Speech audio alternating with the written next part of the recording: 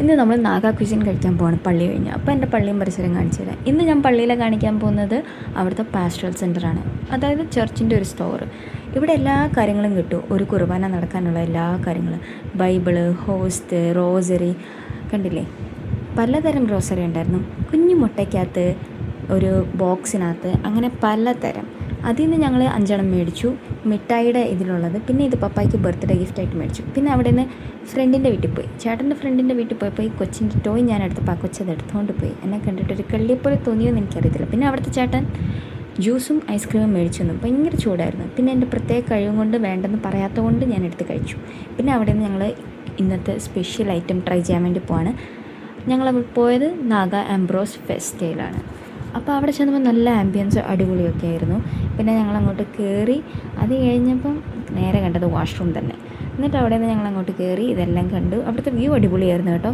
എല്ലാം നാഗാ കൾച്ചറിൻ്റെ എല്ലാം റിലേറ്റഡ് ആയിട്ടുള്ള കാര്യങ്ങളൊക്കെ ഉണ്ടായിരുന്നു.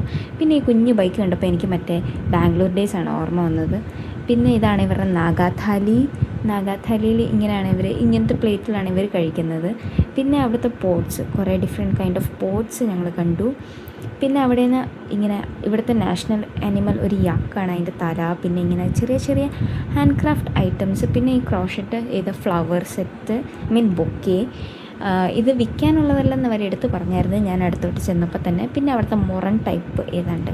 പിന്നെ ആംബിയൻസ് ഒക്കെ കൊള്ളാം, പക്ഷേ പകലായതുകൊണ്ട് ഈ ലൈറ്റിൻ്റെ ഭംഗിയൊന്നും നമുക്ക് കാണാൻ പറ്റത്തില്ല. പിന്നെ മെയിൻ സാധനം മെനു കണ്ട് ഓർഡർ ചെയ്ത് കഴിഞ്ഞിട്ട് അവിടെ വിൽക്കാൻ വെച്ചേക്കുന്ന ഒരേ ഒരു സാധനം ഇതായിരുന്നു, ഫുഡ് ഒഴികെ.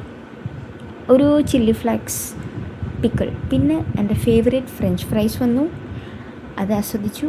അത് കഴിഞ്ഞിട്ട് ഇതാണ് ഇന്നത്തെ മെയിൻ ഐറ്റം, പോർക്ക്, ചോറ്, ഇവിടുത്തെ സലാഡ്, ഡാല്, പിന്നെ ചിക്കൻ ചൗ. ഇതെല്ലാം കഴിച്ചു ഫിനിഷാക്കി. പിന്നെ അവിടെ നമ്മൾ ഇറങ്ങി.